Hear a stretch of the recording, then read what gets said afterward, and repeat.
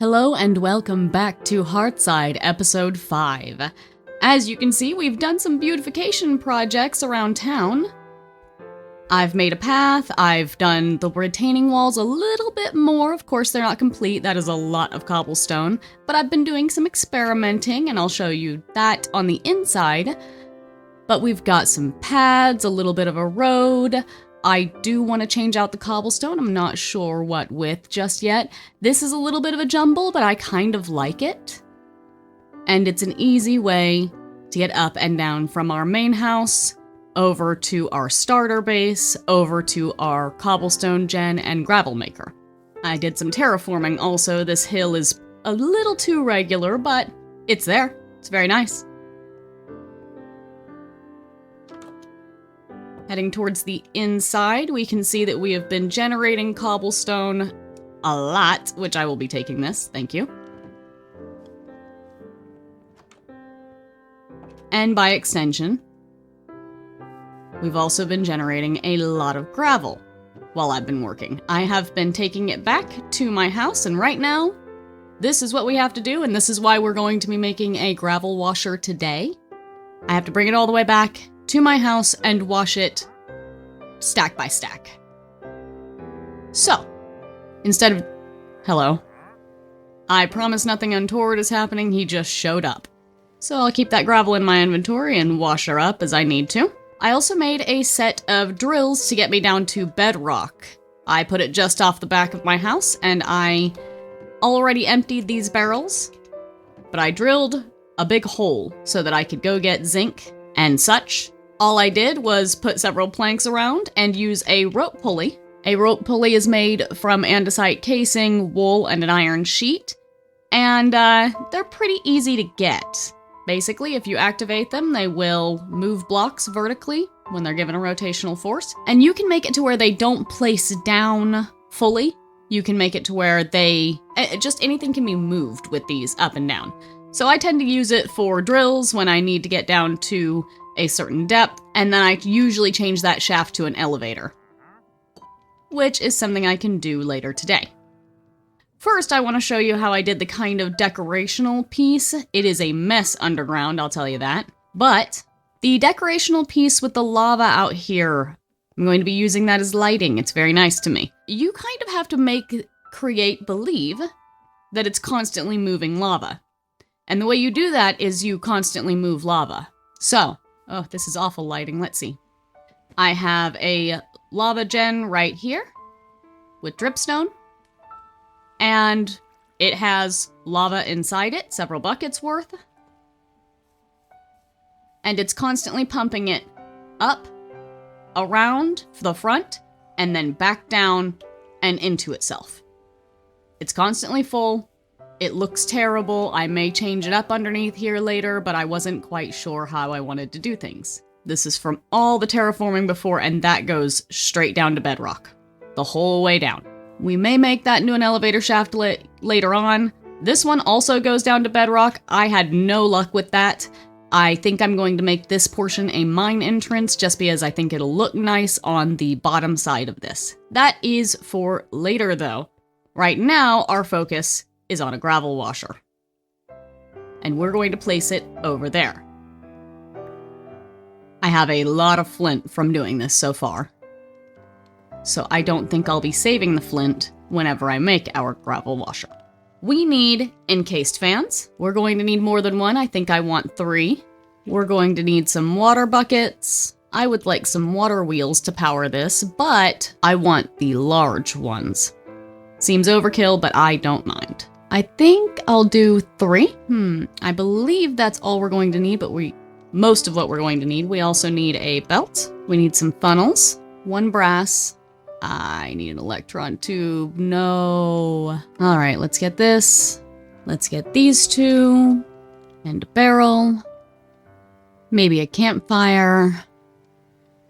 Let's grab some redstone dust as well in case I need to do a little bit of finagling. I have cleared a space here so that we can start making our gravel washing station. And I'm going to head up here We've also made a little serene pond up here because I wanted to change where that waterfall was coming down. And we're going to find out together.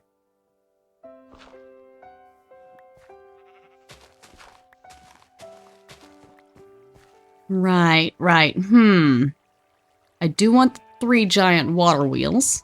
I think we should place them probably back up here. So, let's go hole in that water again. Right around here seems to be a good spot, I think.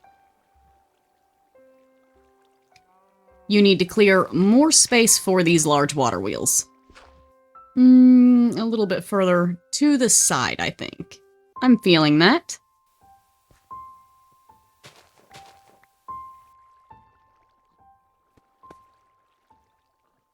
That was much more tame than it had any right to be. Do we want it to be circling around it? I don't think so. So how do I prevent that? Well, isn't that lovely? Now, all we are going to have to do is transfer power from those water wheels to our setup that is going to be over here. I think we're going to go with some brick floors this time around. Since it's going to be the first thing you see upon coming into town, I'd rather it be a little bit smaller so that it doesn't overshadow any of the other buildings in the back. So I'm going to give it a bit of an L shape, like this. First things first, let's add our encased fans. And then a barrel, then a secondary barrel. We'll be depositing the flint into some lava outside because I do not need it, nor do I want it. All right, got the gearboxing good, even in this tight space. All right, we'll start moving the power through shafts and gearboxes, vertical gearboxes, out to where we need it to be. I'm also going to put some encased chain drives with these fans. Stick a vertical gearbox here. Ooh, I'll need 2 of those. With some shafts that should get our belts moving in the right direction. I was correct. There we go. Actually, this will only... Oh, geez, my inventory's full. Let's put all those up. This will only get me the iron nuggets at the end, and I actually want them to be compressed into iron ingots before they ever reach the end. So, we're going to take those apart. We will, of course, replace this with glass later. Let's see. So we got our gravel going over these. These will be waterlogged, and the gravel will get slowly washed as it moves over here. Move a basin over here with a mechanical press that will output into a barrel. All right, all the belts are moving in all of that circular pattern. Push that one out. We'll make this look much nicer later, guys. All right, so we have everything submerged in water. I'm not sure if that's how that's going to work out, but we'll see. We're going to put this here. And then on this other side, we're going to put a brass funnel here and here. The parrots and the flaps, huh? Make 2 belt-mounted funnels. Kiss. Well, I didn't know about that hidden achievement. That's quite nice. Thank you. So what we're going to do is get rid of all of the flint, and we'll put iron nuggets on this one, so it will give the iron nuggets over to this portion, which will, of course, funnel it to here. Let's test it with a few stacks. It's going to take a while, because these belts are slow. That is intentional.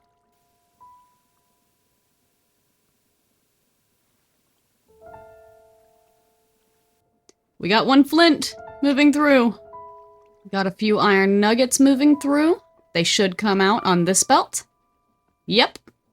And then they'll funnel into here until they have 9. And after they have 9, that arm will come down and smash them down. We'll have iron ingots coming here. So this machine is all working. It has a small footprint, but it's bigger than what it needs to be. I'm very aware.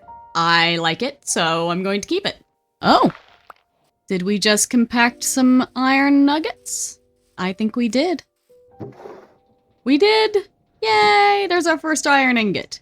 Now, after sleeping on this for a little bit, I have decided that I'm going to change it up a bit. I know I said that I wasn't going to, but I feel like this could be compacted without too much pain. To get started on that, we'll shut it off. Boop. Alright, we only need 2 of these, and it's kind of tempting to get rid of the glass. Can I? Nope. Nope, I'm gonna get swept away. So our setup now looks like this. We have the shafts as usual. We have a gear ratio here, powering an encased chain drive. And I could probably take this out, actually, and replace that with a shaft. And with 2 washers now, we're able to take this very slow machine, and by the time it reaches it, it will automatically have iron nuggets and flint in it. So that helps condense that down a smidgen. So we compacted this down just a bit more so that it will fit within the footprint that we have, but we also brought it up a bit, and we have flint in there. Oh, yes. That's not great. So I have noticed that on occasion I will get a gravel in this barrel. There is a way to prevent that, and it's by using another brass funnel with a list filter. The way this works is that basically I can say, hey, list filter, let's go into your GUI, and either it will accept certain items that you can just pull in from JEI, or it will deny. Now, I want to make sure no gravel gets in this box, so I will search up gravel. You can just get it in JEI. It will show that you can put it here. Bam. There we go. That's all I need. Now, we can also make it respect data if durability, enchantments, other attributes match. As of right now, we're going with the ignore data, and it does not matter what type of gravel it is. As long as it's gravel, we're going to say, no, you can't come through. So, grab that, put this on, put this into the filter, and there we go. Now, if the gravel isn't fully washed by the time it gets to this barrel, it will not move on until it is. Then we have one, of course, for our flint and our iron nuggets, and that will just pull in with a regular andesite funnel. Lots of little funnels going on. We've got 3 iron ingots from the little bit of time I spent doing some more beautification, which we can kind of wander about town and show you that. Put a little spruce tree here. I like it. It's not perfect, but it's small enough. I tried growing these. That isn't exactly what I'm hoping for. I'm not sure though, so I'm going to leave it where it sits. Added some more vegetation here and there, especially glowing bits. And then I'm quite fond of the topiary here. I think I'll be taking off the moss up top on these because I think it just messes with the shadows. I had little moss carpets on that. I don't think I'm very much a fan of it, seeing it in the morning sun. Oops.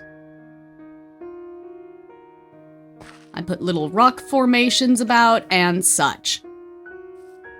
So, let's move right along. A little bit of vines. I'll put these iron up. It's not perfect, and we are not aiming for perfection on episode 5. We're just aiming for enjoyment. Oh, and also, I cleaned up this area underneath, since all I have to make sure of is that we have a bucket of lava in this setup.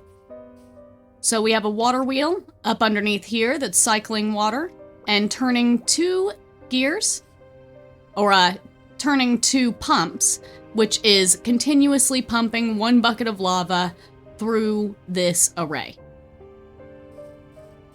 As you can see, I leave crafting tables literally everywhere. Just everywhere. We're going to find them throughout the world as I visit places, lay down a crafting table, and forget to pick it back up. So I'm thinking with this build we go with granite and spruce. Let's see, maybe a dual entrance at the front so that you can come in from either this point when we narrow this down and get it to where you can actually walk into town. Let's see, let's just start off with a basic roof over our machines. Now, this barrel is temporary. I'll probably be pushing it back so that it can meet with the little truck that's going to come through. Good news, my husband did get back to me. I'll play his message while you watch the time-lapse. Hey, beautiful.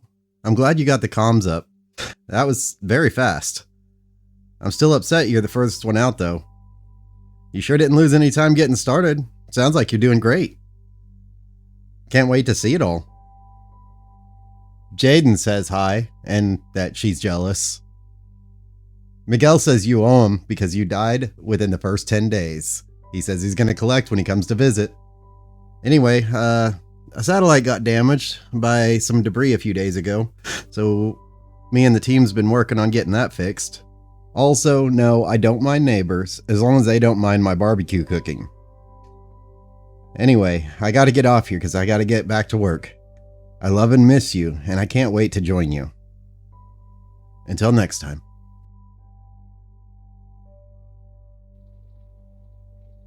Looking at it, that is very machine fronting. That's very, very heavily machine directly in your face as soon as you walk in.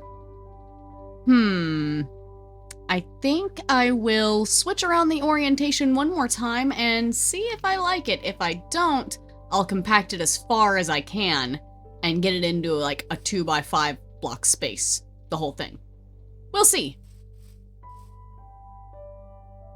So, the setup as we have it now is we have a brass funnel filtering flint into lava.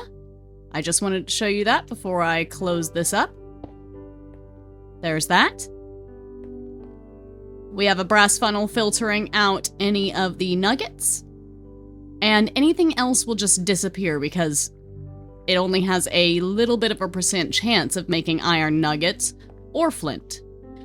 If this gets 9 flint, then it will compress as soon as I hook it up, and then it will go into this barrel instead. Sometimes you move in a direction and it's the wrong direction, but at least you're moving. If I sat here and overplanned everything, I think I'd go insane slowly with the stress of it all. Well, unfortunately, that's all we have time for. I changed up the granite for green. I hope you're not mad. I love it. It is so dark and so beautiful, especially on the inside. Let me show you that real quick before we sign fully off. We've got a coat rack, we've got some bookshelves and crockery shelves. We also have a little kitchenette up here because you can't live without eating, as well as a bedroom nook at the very underneath the stars. So thank you for joining me on this journey. We'll be seeing you next time, where I will invite some people to move into our little valley. The villagers should finally be back to normal. I'll explain that when we get there. Again, thank you for joining me. Be safe and farewell.